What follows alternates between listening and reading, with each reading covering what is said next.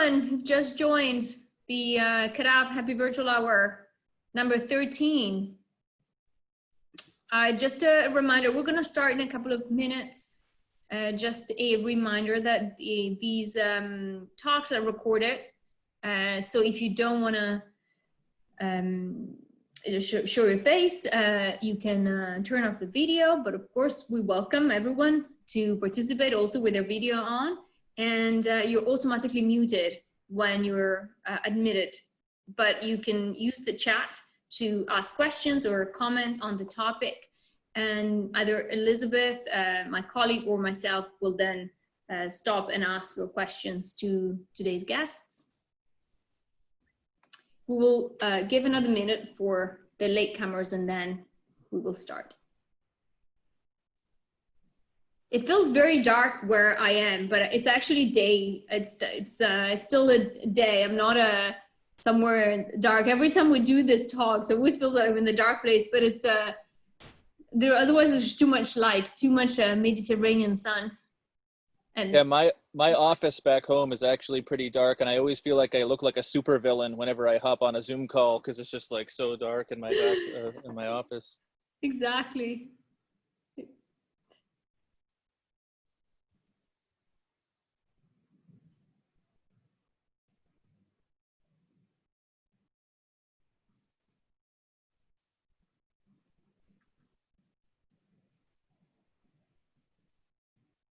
Okay. So Elizabeth, you will sort of continue to watch and admit our participants that are coming in, but I would like to welcome our guests today, Savona Bailey-McClain, the Executive Director and Chief Curator of the West Harlem Art Fund, and Jason Bailey, the founder of Art Gnome. Today's topic is sort of the rise of contemporary African-American art. And it's something that really interests me, that coming from the secondary market. I started working in the secondary market since 2005, and I've really seen a growth of contemporary art made by African-American artists only in the last 3-4 years. And I've discovered some sort of amazing pieces. So I suggested sort of to the CADAF team to have a talk around this topic and really discuss about the potential of the maybe undiscovered potential, what else is out there of this sort of category of contemporary art. So I'm really excited to be discussing this today with Savona and Jason. And in a little bit of a research that I've done, I've seen that, for example, in 2017, the gallery Spruce Maggers had an exhibition in LA called Power, which was devoted to works by African-American women. It was from the 19th century to today. And then, of course, Martin Puryear was chosen in 2019, so last year, to represent the United States at the sort of the Venice Biennale. There was another important exhibition at the Brooklyn Museum. So certainly, sort of, it seemed like there was a lot of movement, both in the institutional side and sort of the gallery side, so the more commercial. But then still, overall, less than 10% of the exhibitions in the America's sort of top museums featured works by African-American artists. So I wanted to ask you both, Savona and Jason, perhaps Savona, women first, what do you think, we're still lacking so behind? Why do you think, institutions are still not fully sort of embracing this category of contemporary art? Hi, thank you so much, Julia, for inviting me to this panel. So I want to say thank you first and foremost. Now, to answer your question, really the history of this country is the reason why so many artists are not recognized. In America, when it comes to fine art, it's very Eurocentric. And even though many artists from the 19th century emulated works that other European artists would produce, they still were not considered as good. I think deep down, when we deal with race relations in America, it has to deal with competition. And there's a fear from the majority population, and I'm talking about 19th century, early 20th century, that those of African descent were not as good, were not as disciplined, was not as knowledgeable, or they came from cultures that were not sophisticated, which is not the truth. And so in order for us to push things forward, a lot of dealers, gallerists, museums need to know who these artists are. And I'm not talking about those who are deceased, but I'm talking about those who are living. So I just created a short post this morning on my website, westharlem.art, and I list about 100 different living artists that people could get to know, to see their works, to learn more about them, their narratives, their motivations, so that people can start to see and become familiar with these artists. But most importantly, their narrative, because their narrative is very interesting and it's exciting. It isn't just based on race, it's based on family, it's based on their dreams, their aspirations, on nature. And if people take that time to learn these artists, they'll see that there's some fantastic art that they may want to put in their collection. So it's about, fundamentally, as you say, Savona, it's about education. So we're still not there, which is also why, but I say this also for myself. I studied history of art, but, and then went into work in modern and contemporary art. And I think I know very little still about, you know, this artist, and I would love to learn more. I don't know if Jason had something to add about this, perhaps. Otherwise, and then I have another question related to education about this. Sure, yeah, thanks for having me. And I have a lot of thoughts on this. So I studied art history in the 90s, and, you know, we actually didn't use the internet all that much. We had a giant book, I think it was the Jansen book, and there were almost no artists of color and no female artists, right? So for decades, the handbook that all art historians had in college was almost, you know, 100% people that look like me, unfortunately. So I felt largely like I was robbed of a proper art historical education as someone who loves art, to cut out massive swaths of artists from the history so that I can't have, you know, couldn't have access to them and appreciate them. I found to be, you know, really frustrating. So in the last 3 years or so, I write an annual report where I talk about where I think there's value in the art market that's not really being identified. And I've spent probably 5 years or so trying to take an analytical approach to the art market, almost like if people know the book Moneyball, you know, they used data and science, and, you know, that in and of itself is a little bit, the art world's not always comfortable with the idea of doing like analytical approach to the art market. But what I thought I would discover after I got all of this data and came up with all these analytics is like really subtle things, like maybe like a Jackson Pollock painting with blue in it is worth like slightly more, something really subtle, you know, that you could take advantage of in the market. But what I discovered is that there's this massive, massive bias in the art world against artists of color and women. For women, there's a well-known stat that art by women sells at 40% less in the art market. So 40%, that's crazy, right? And then I don't have the equivalent stat for artists of color, but I've got a couple of other stats to build on the ones you shared earlier. So since 2008, just 2.3% of all acquisitions and gifts and 7.7% of all exhibitions at 30 prominent US art museums were by African-American artists. Another stat, African-American artists had the lowest share. This is another report from Williams College, with just 1.2% of their works in these museums that were listed in the study. So the numbers are incredibly sad and low. And I wish I could say that it was anything other than racism and sexism and ignorance, but it's not. It's racism, sexism, and ignorance. And I won't go too long on this because I know we want to have more of a conversation, but the thing that makes me feel optimistic is that I see a lot of trends statistically and in my everyday life with the younger generation moving away from this. So it's a more diverse generation and it's a more accepting generation. And I think that that's part of why we're seeing these social pressures to accept a broader range of artists that should have been accepted a long time ago.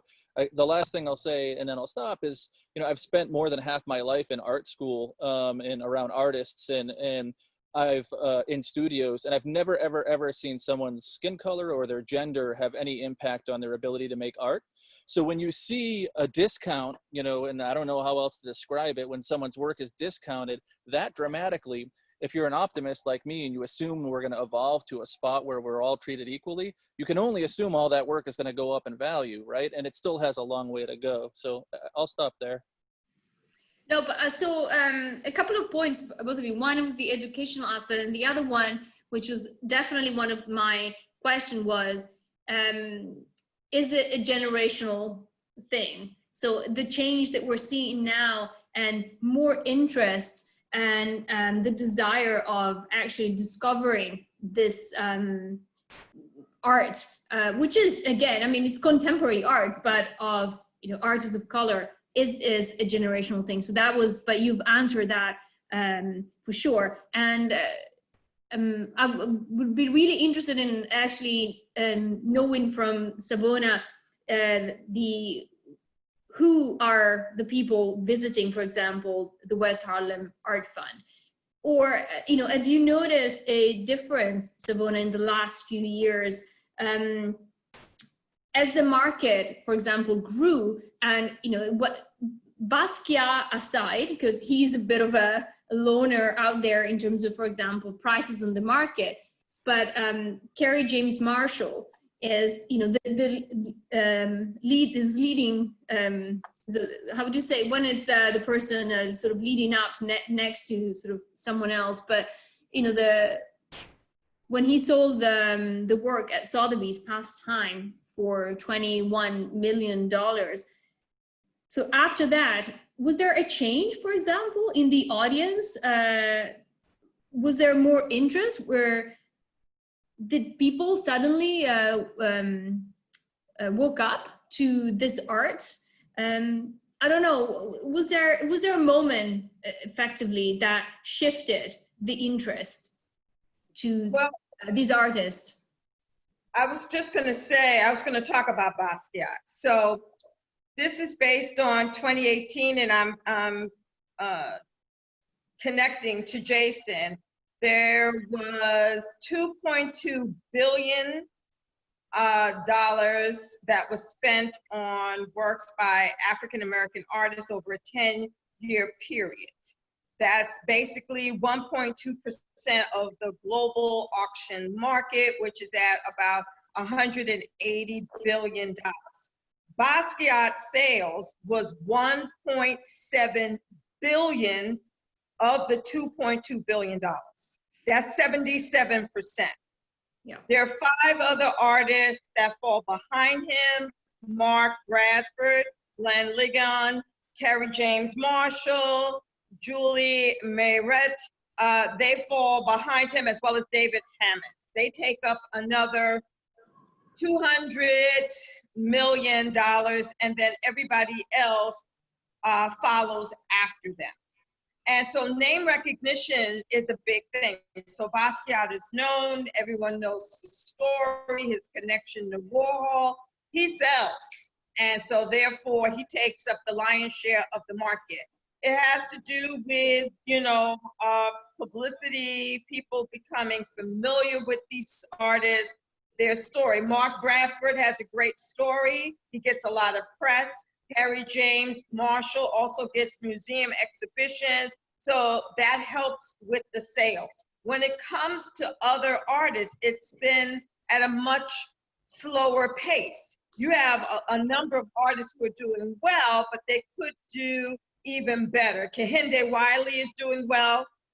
His gallery, Sean Kelly, really promotes him. You have Amy Sherrill now. She really is doing quite well.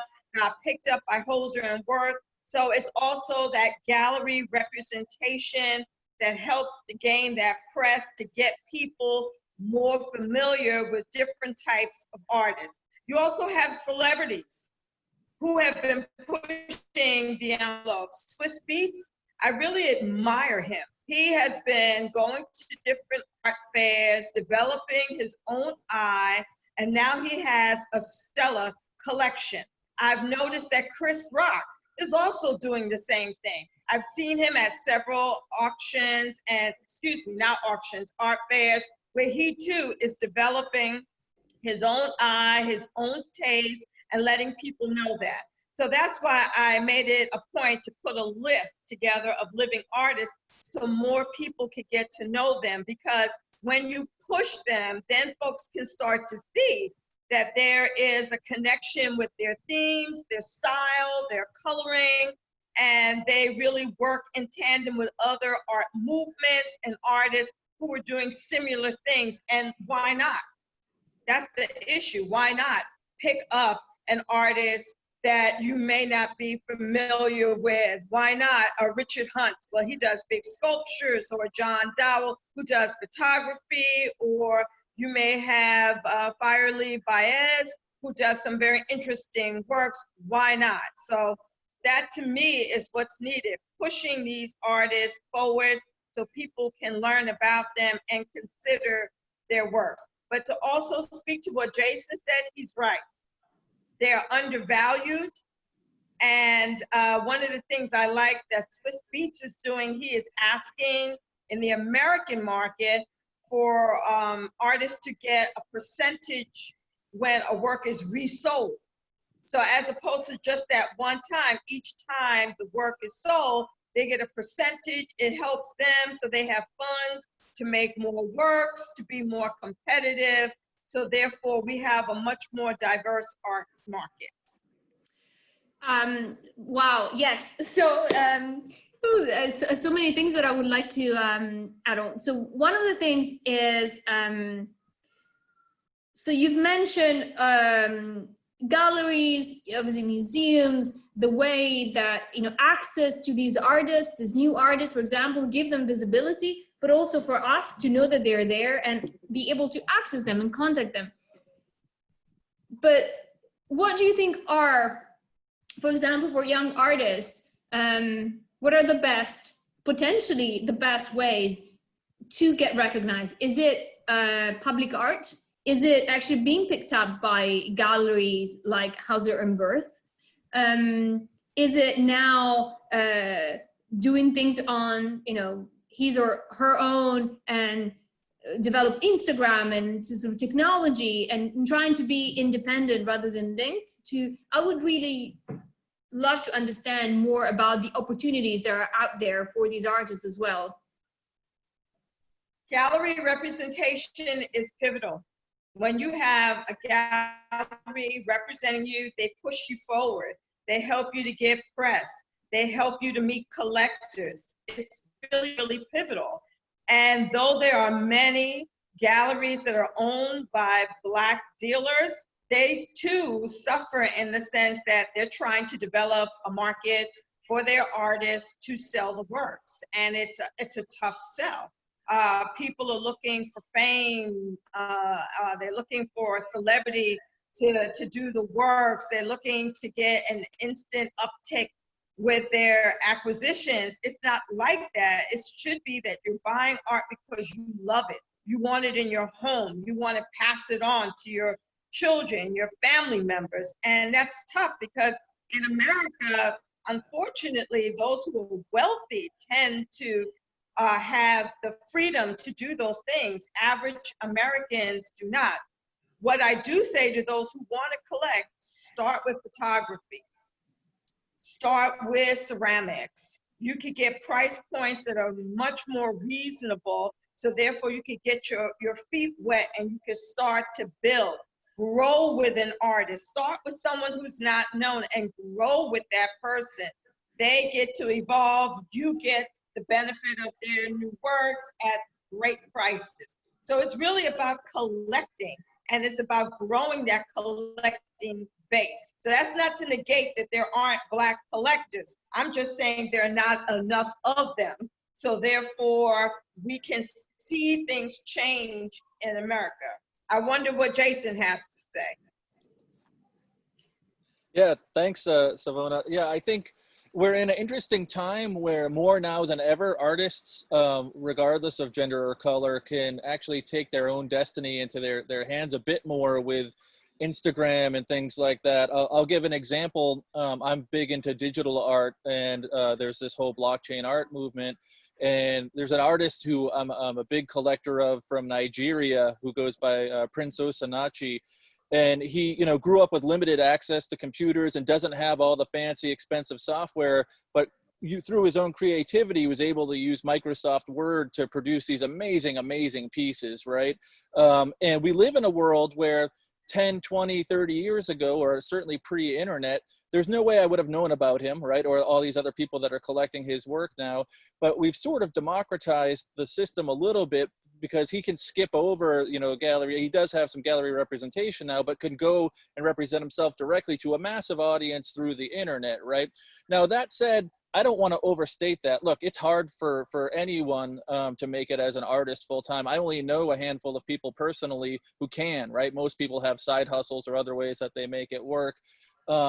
And galleries are certainly a way to get there. There's a study that I cite a lot of times that was written by Northeastern and Magnus Resch and a few other folks that talks about how they looked at what made artists successful or popular.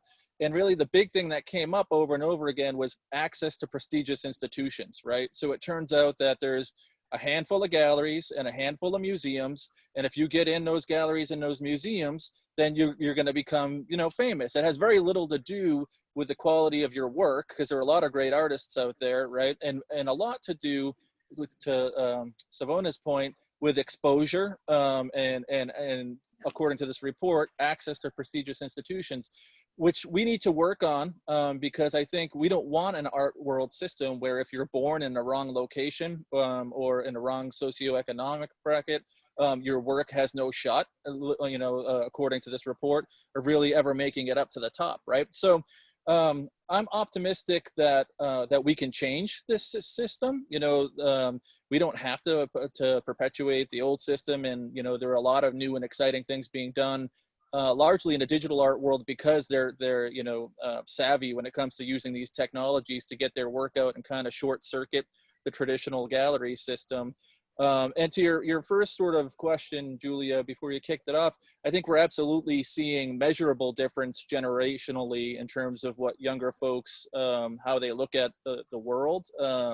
So some more stats from, I try to make the point this year in my 2020 art market predictions that we have essentially a generational culture war, right, between boomers and, the Gen Z and the millennials. And if you look at, there are studies that show 62% of Gen Z / millennials believe increasing diversity is good for society. So that's 62% versus 48% for less than half, right, of boomers. Yeah. 68% of millennials prefer movies, TV shows that show diverse casts versus 32% of boomers. So there's just, there's a big shift, right?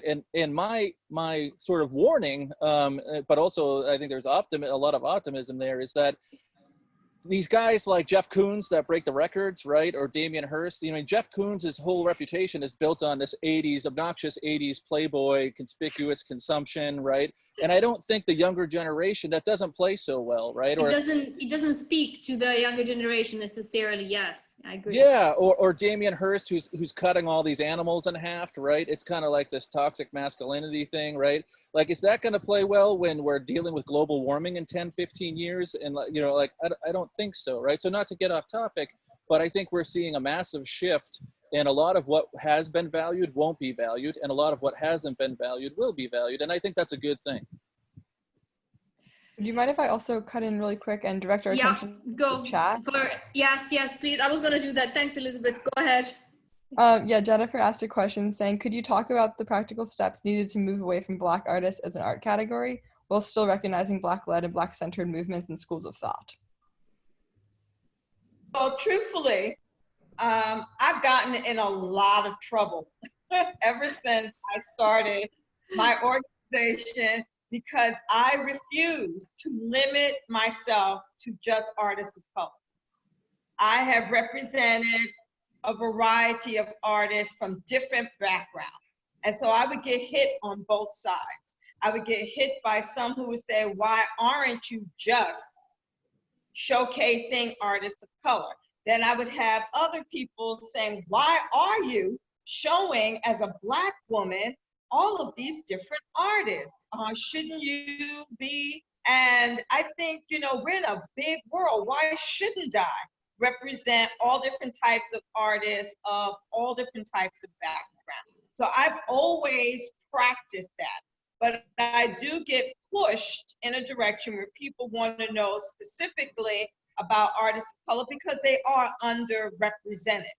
And I really feel that if we don't encourage more people to collect, this is going to continuously be a topic. One of the things I'm trying to do is reach athletes who have disposable cash, but many of them would like to do something, but they have no one to talk to. And it's hard because they deal with so many handlers who are trying to push them in certain directions. But I would love to meet a Taj, I think his last name is Gibson, athlete, and some others who really would like to develop a collection of all different types of people. So therefore we could talk about American artists, not just Black artists. So yes, I heard that person. It's a struggle that we all deal with. Yeah, I think from my side, I even when I was asked to be on this panel, I wondered, you know, do we need another white guy on a panel like this? Am I taking away the opportunity to show a voice from a person of color? And I think about this as a curator, right? I try to find balance, and I think, well, if I do a digital art show that's all women, you know, there are certainly female artists I know that would almost be offended. You know, I want to be known as an artist in my own right, not just as a female artist, right? And I think that's true for artists of color too. But these are hard topics and hard things that we're doing, right? Because there's gonna be people. There were people on social media when I shared that we were having this conversation today, right? That were like, well, why are you on that panel, Jason? And I think that's a fair question, right? It's something that I struggle with too. So we have to figure out how to get the right blend of voices in, and you know, and try to do our best. But I'm not sure that I know the answer to, you know, is it best to have an all people of color show or to blend together? In my mind, maybe in the early years we need to put in the extra effort to get better representation. But I would hope and share Savona's vision that we eventually just get to where we can just show great art and great artists. Yeah, I think I think it's a good point, and I wouldn't know either how to sort of answer Jennifer's question, but I think, at least from my sort of point of view, it's all art, it's all contemporary art, it's all American art.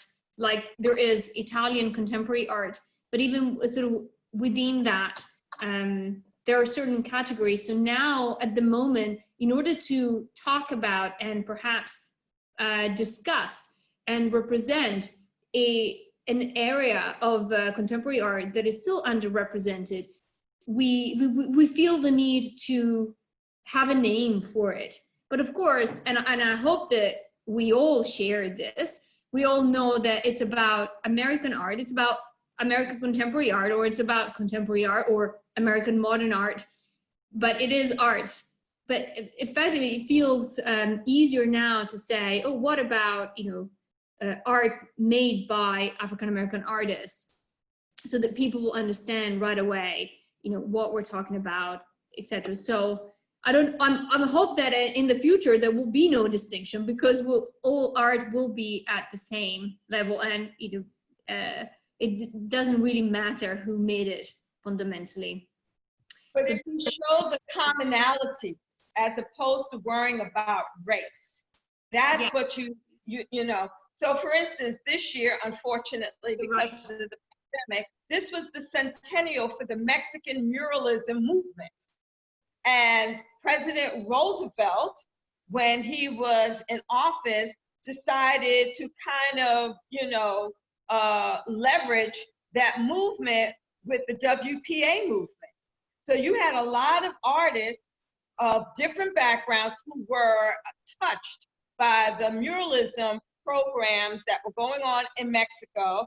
Artists worked together, shared what they were doing. It was all about color. It was all about style. It was all about the politics of the day. If we show the commonality, rather focus just on race, then people can see how people are just people and they think alike and they are being touched by each other and what they find important. So that's what I try to do, show the commonalities. And I think that will help push this narrative in a positive direction. Well, that leads me kind of, Savona, to my next questions, because I wanted to ask you, can you tell us more a little bit about the West Harlem Art Fund? What do you do? What is the main goal of the West Harlem Art Fund? We present public art, mostly outdoor. And when I first started doing it, I did it just to help my neighbors, family, friends to feel less intimidated about galleries and museums. I've always loved them. I used to drag my sisters to museums and they would hate my taking them there. I had no way of knowing that art was an option for me as a career. I started doing it just wanting to do a good thing, and then it evolved into a career. Doing public art is tough, whether it's in the United States or elsewhere. You're dealing with government agencies, their different mandates. It's tough. We're small, and usually artists participate for the opportunity to present in a public space. We've had some big ones. I have to say Times Square was the biggest when we presented Counting Sheep with a Japanese artist, Chuso Ho. That was the biggest. Times Square told me I could come back anytime. We made worldwide press.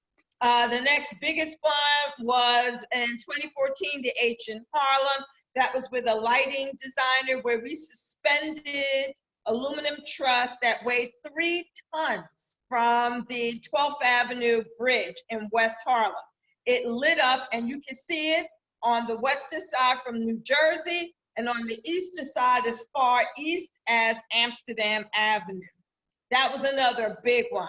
I've also done digital projections in Dumbo and Harlem. I've also done some very interesting outdoor works in the Bronx where I grew up. I was born and raised in the Bronx, Bartol Pell Mansion with Diane Smith. And so I've done a variety of these, but it's hard. It's expensive. There's a lot of rules you have to go through, and it can be very discouraging.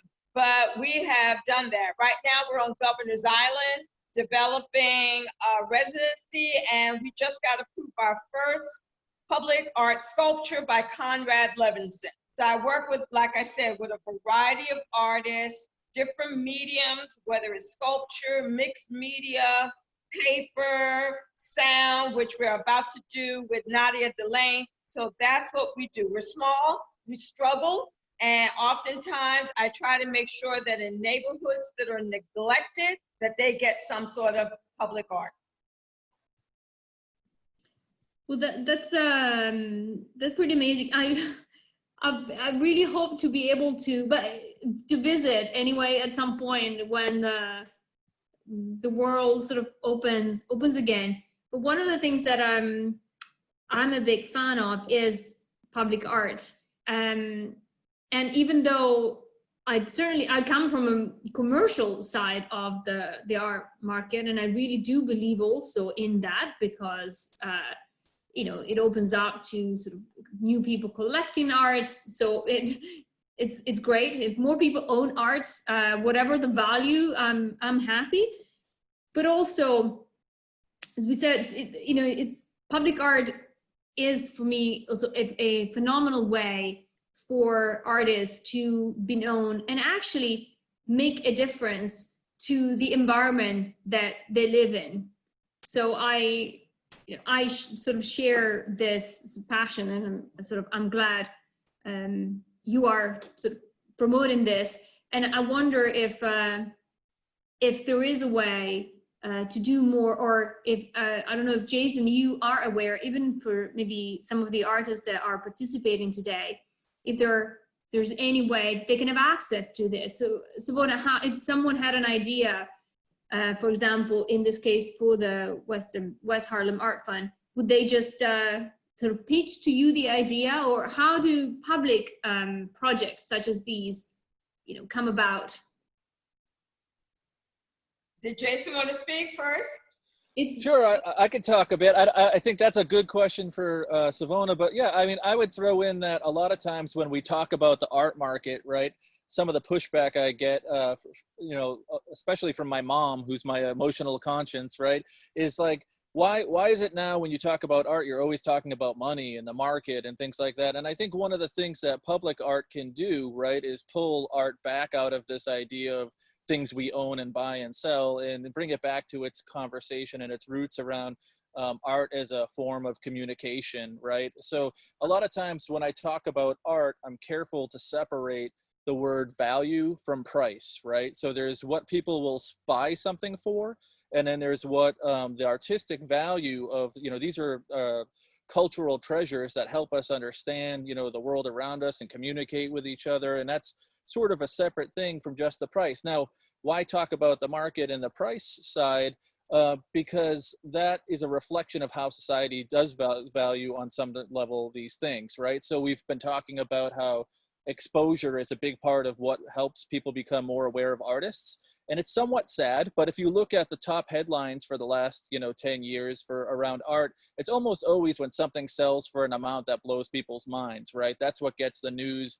For my non-art loving friends, or, I'm not going to say non-art loving, but my friends that aren't that much into art, one of the few times they ever reach out to me is like, did you see this sold for, Salvatore Mundi sold for $450 million, and so, there's some upside and some downside to the fact that those sales bring in the attention. But I think if you look in the last, since 2013, I've talked about how there's some inherent bias and racism in the art market that works against African Americans and women and people of color. But since we're also seeing some positive progress. So 2013, David Hammond's crystal basketball hoop sells for $8 million, setting the record for a living African American artist. Then that's 2013. March 8th, 2018, Mark Bradford Helter Skelter sells for 11 million. So we jump from 8 million to 11 million. May 17th, 2018, Kerry James Marshall already mentioned, $21 million for Past Times, right? And then last year, the Kerry James Marshall sale for 21 million wasn't just a random outlier, because last year he sells Vignette 19 for $19 million. So why point out all these things and talk about this money? Well, there's this rapid ascension in the market for living African-American artists. And it is important because it does get press, and it does show a lot of people, not just collectors, that this work is valuable, right? And there's a relationship between the market and museums too. And I don't claim to be an expert, but from what I understand, museums, when they make acquisitions, permanent acquisitions, often want to see a fairly long auction history so they can figure out what it is that they've got. And unfortunately, people of color and female artists they make up a very tiny portion of what the annual turnover is. So we need to get past that dynamic, right? So when you're in museums, your work sells for more. When your work sells for more, you're more likely to be in a museum. And I think we need to get past that. It works both ways. Also, if a work is in a museum or is a sort of public art exhibit for a long time, or whatever, sort of any kind of institutional non-commercial, it's more likely to perform well at auction, and also vice versa. There's a little bit of a catch-22, I would say, at the moment. Yeah, but I also like your question about public art that you had for Savona, and I think that that can play an important role too in getting exposure. You know, not all art has to be in the walls of a museum in order to get exposure, right? So public art can be a nice way to get around that. Now, to further public art, because I've been doing this for a while and it's a tough thing to do, I have proposed to elected officials that they kind of deal with the permitting process, particularly in New York City. It's daunting. It is absolutely daunting what you have to deal with to get a piece out, whether it's on the street with DOT, whether it's in a park or open space with the Department of Parks and Recreation, or some of the other agencies who are trying to dip their toe in that realm. It is very daunting that we should reduce some of the requirements for permitting, so therefore we could get more art out there so that people can see it and value it for the beauty that it possesses. I also suggested public art districts. The same way we have historic districts, we should have public art districts, areas that are zoned, so therefore you can have more public art. It cuts the cost down. The insurance alone for getting an art piece out can be overwhelming. There are requirements if you have to deal with wind or sand or water, these elements that you have to deal with that you don't expect when you're presenting an art piece. So it gets very expensive. Most galleries get fed up with the permitting process in New York City. So halfway in the process, they don't even want to be bothered. It is too much. So if we could change some of the permitting requirements to make it more easy, you will also see more diversity in public art and therefore more interest in art of a variety of artists. I've been pushing that for a long time. I have another question for you, Savona, from the audience. Any suggestions or guidance for young artists of color that have full-time jobs outside of the art world to transition into showcasing and elevating their brand in the art world market? Well, it says question for Savona, but I think Jason also, if you have some suggestion, please, feel free to add. Sure. Savona, do you want to go first on this one, or do you want me to take it?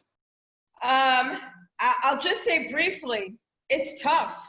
I worked a full-time job for over 10 years while I was running my not-for-profit. It's very tough for those of color to make an income from their art. Most people teach, most people do other kinds of jobs that have nothing to do with art just so that they can cover their overhead. It's very, very difficult. But what I will say, many artists of color, they tend to ignore some basics. You need to have a good, clean portfolio to shop around.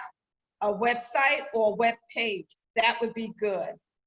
Getting to know different reporters, editors, don't press too hard, but start to showcase your work. Take advantage of portfolio reviews. A lot of people don't like to be critiqued. It can be very, very helpful so that way you can advance your career. It's no different for dealers, arts organizations. We all do the same thing.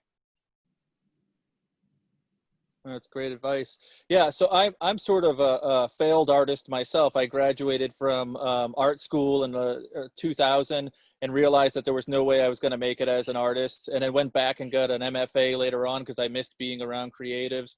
But with all the time that I've spent around creatives, I know really one person personally who lives full-time off being an artist, and he's a political cartoonist. So, and that's not from lack of connections. I know lots and lots and lots of artists, and they all do something else for the most part to get by. Now, there's an interesting change in the last year or two in this crypto blockchain art world. And again, it's more limited to digital artists. And I don't know if the person who asked is a digital artist, but I've seen a dramatic shift now all of a sudden in the last year. I know a dozen or more people who can make and sell work regularly through these digital markets, right? So it's yet one more way that younger folks are saying, we don't necessarily like the old way that the art world and the art market worked. We want, and there's some aspects of this that people don't like, you know, we want to be able to buy and sell things quickly, and we want to have like a whole bunch of artists, and we want new work everything's kind of faster. So it's like almost like Instagram with a buy button, right? For lack of a better description. So I think being aware of new opportunities or windows or methods, and trying to explore different ways that we can build markets that can support, you know, Savona talked about royalties, you know, or commissions, figuring out ways, both as collectors and artists, that we can help make it more sustainable for people to make art, and have that, if not be their full-time job, a way that they can sustain themselves more, so that they can in turn make more of the work that we appreciate and enjoy. I think we need, I strongly encourage more experimentation, and for folks that are interested, that's happening in the blockchain and digital art world. I'm not sure how to expand that into the traditional analog, like physical art world yet, though. Thank you both. I have another question from Robert, the audience. How important is the role of reviewers and critics? Do they think they make a difference in potentially launching someone's career or hindering someone's career? I don't think reviewers hurt anyone unless it's a very bad review. But I think that, you know, having various people critique an artist's work is always good. That way they can learn to grow. You don't want to just stay in one sort of bubble. I've worked with artists who actually evolved from painting to mixed media to photography to installation to sound. That's what you want. Being an artist is not just something that you do. It's about who you are, and you want to evolve. It's about, you know, growing as a person. And so having that critique that's constructive is always, always good. And if you get someone that kind of sugarcoats, you know, your work, stay away, because that's not going to help you. You want someone to be honest with you and truthful, so that you have a chance to expand your artistic practice. Yeah, I would agree with all of that. And I would say, well, I don't think I've cracked the nut. I think the best way to get is to give. And what I see in artists sometimes, and I get it because it's such a struggle, is they feel like they have to be selling themselves all the time. And it's counterintuitive. But if you can sell other artists as an artist, if you're like, have you seen this artist's work? And have you seen this artist's work? If you can talk up other people, it's a faster way to build a network, and you seem more, you know, you genuinely are more generous and like open and easier to talk to. You know, we all know someone who's kind of always pitching themselves a little too hard, and you're like, uh-oh, here they come, you know? So I think, but at the same time, you need to pitch yourself, right, to get exposure. So the best way I've seen to find that balance is to make sure that you're vocal, not only about your own work and your own efforts, but things that you're genuinely enthusiastic that your peers are doing too. And then you're building, you can all build each other up. It's always better when someone else is singing your praises than when you're singing your own praises. And I think people just kind of naturally, if you're a good person out there saying good things about other people, you're going to get connected, and, you know, they're going to bring you along. So I mean, I like to think that, you know, I've been lucky. I kind of came out of nowhere, and I have good SEO, so I get a fair amount of attention from my website, but I try to use that as a platform to boost other artists. That's a lot of what I do. And, you know, I like to think that I've had some influence, some positive influence over other artists, but I didn't get it by talking about myself. I got it by talking about other artists. So, you know, I think there's something there to be learned. I just want to say, I agree with Jason. I've actually shared that with other artists, to say that it's good to visit other artists, their studio, see what they're doing, connect with other artists, be selfless. You have so many artists who are just about me, me, me, me, me. It isn't just about you. It's about others, and it helps you to grow, to meet new people, and open up new doors. So I highly, highly agree with what Jason just said.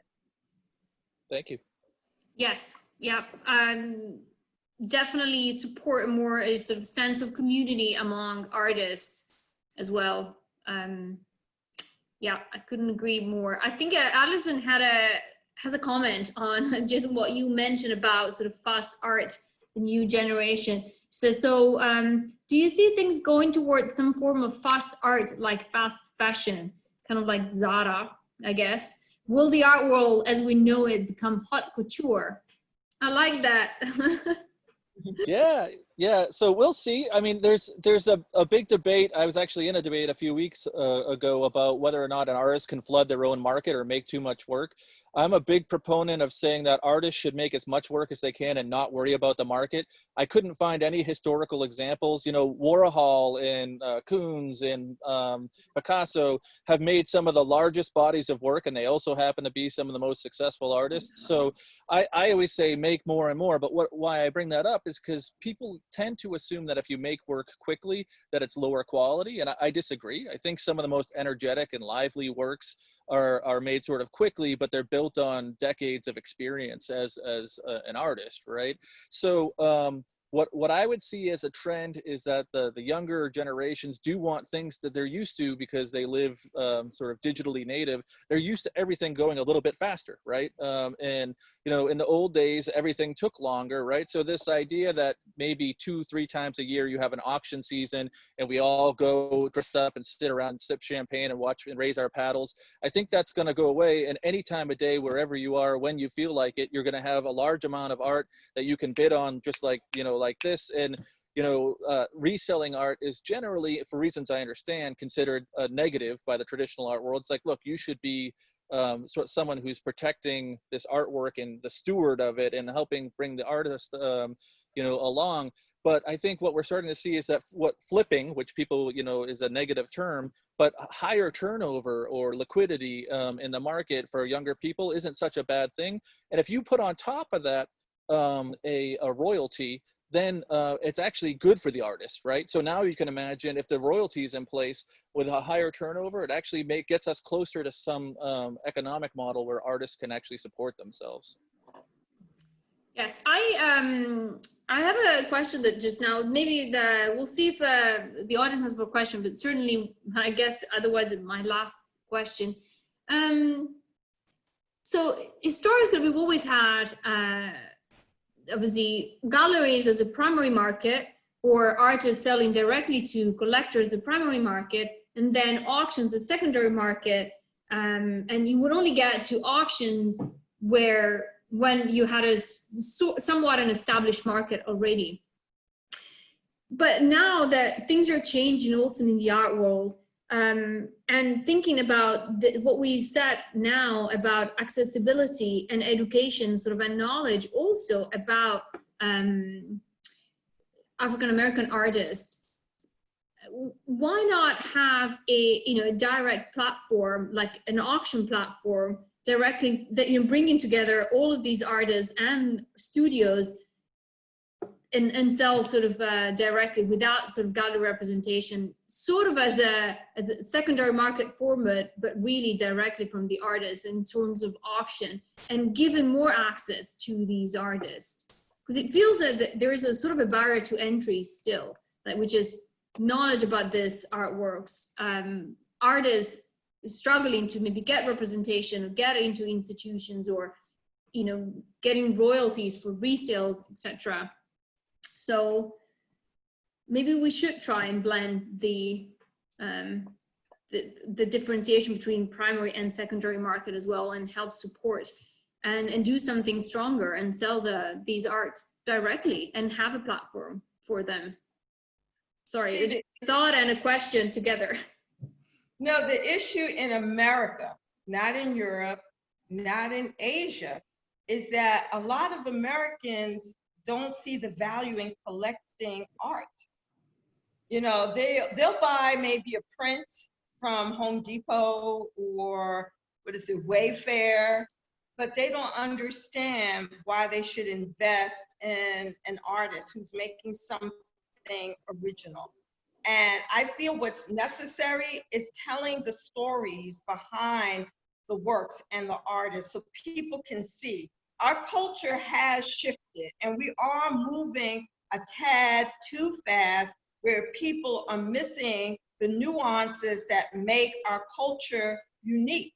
And I feel that if we can share these narratives that would help people understand the motivations behind these works, and even comparing them with others. Like right now, you got Black Lives Matter, but there were political art that was made during the time of World War I and World War II.